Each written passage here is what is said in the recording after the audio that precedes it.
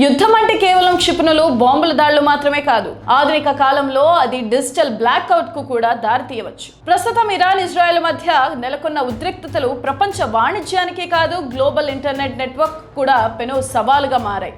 ప్రపంచవ్యాప్త internet traffic లో దాదాపు 99% సముద్ర గర్భంలోని ఫైబర్ ఆప్టిక్ కేబుల్స్ ద్వారానే సాగుతుంది. ఈ కేబుల్స్ అన్ని అత్యంత సమస్యాత్మకమైన హార్ముజ్ జలసంధి ఎర్ర సముద్రం మీదుగానే ప్రయాణిస్తాయి. ఒకవేళ ఇరాన్ యుద్ధం ముదిరితే మన ఇంటర్నెట్ కనెక్టివిటీ కట్ అయ్యే ప్రమాదం ఉందని నిపుణులు హెచ్చరిస్తున్నారు. దీనివల్ల సామాన్యుడి ఫోన్ నుంచి మొదలుకొని బహుళ జాతి కంపెనీల సర్వర్ల వరకు అన్ని మూతపడే పరిస్థితి రావచ్చు. ఈ భయానక పరిణామాలేంటో ఇప్పుడు తెలుసుకుందాం. భారతదేశాన్ని యూరోప్, ఆఫ్రికా, అమెరికాతో కలిపే ప్రధాన ఇంటర్నెట్ మార్గాలన్నీ పర్షియన్ గల్ఫ్, ఎర్ర సముద్రం అడుగు నుంచే వెళ్తాయి. ముంబై, చెన్నై తీరాలకు చేరుకునే అంతర్జాతీయ డేటా కేబుల్స్ ఈ యుద్ధ ప్రాంతాల గుండానే ప్రయాణిస్తాయి. ఒకవేళ ఇరాన్, ఇజ్రాయెల్, పాశ్చాత్య దేశాల మధ్య యుద్ధం సంభవించి సముద్ర గర్భంలో దాడులు జరిగితే ఈ కేబుల్స్ చిట్లిపోయే అవకాశం ఉంది. ఇప్పటికే ఎర్ర సముద్రంలో హౌతీ రెబల్స్ దాడుల వల్ల కొన్ని కేబుల్స్ దెబ్బతిన్నాయి. ఇప్పుడు ఇరాన్ వివాదం వల్ల హార్ముజ్ జలసంధిలో నౌకా దాడులు జరిగితే ఇంటర్నెట్ వ్యవస్థ పూర్తిగా కుప్పకూలే ప్రమాదం ఉంది. ఇది జరిగితే మన దేశంలోని బ్యాంకింగ్ సేవలు, ఐటీ రంగం, రోజువారీ ఆన్లైన్ కమ్యూనికేషన్ వ్యవస్థలు ఒక్కసారిగా నిలిచిపోతాయి. నేడు ప్రపంచానికి భారతదేశం డిజిటల్ హబ్గా ఉంది. మన దేశం నుంచి సాగే ఐటీ ఎగుమతులు, సాఫ్ట్వేర్ సేవలు అన్ని నిరంతర ఇంటర్నెట్ కనెక్టివిటీ పైనే ఆధారపడి ఉన్నాయి.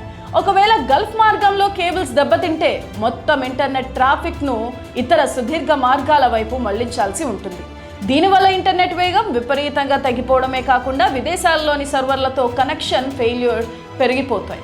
దీనివల్ల $1 బిలియన్ వ్యాపారం దెబ్బతినే అవకాశం ఉంది. పైగా యుద్ధం జరుగుతున్నప్పుడు దెబ్బతిన్న కేబుల్స్ రిపేర్ చేయడం కూడా అసాధ్యం.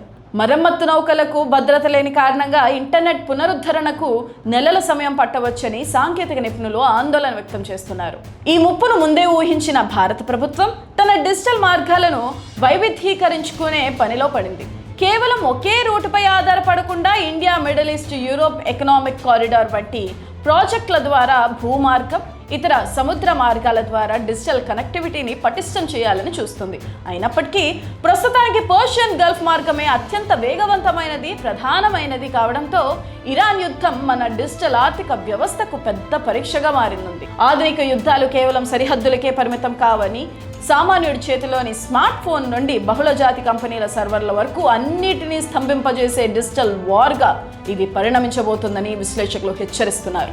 ఇరాన్ వివాదం చమురు సెగను మాత్రమే కాదు, డిజిటల్ చీకట్లను కూడా మోసుకొచ్చేలా ఉంది. ఒకవేళ ఇంటర్నెట్ కేబుల్స్ దెబ్బతింటే అది కేవలం కమ్యూనికేషన్ సమస్య మాత్రమే కాదు, దేశ ఆర్థిక వ్యవస్థను కుదిపేసే సంక్షోభం అవుతుంది.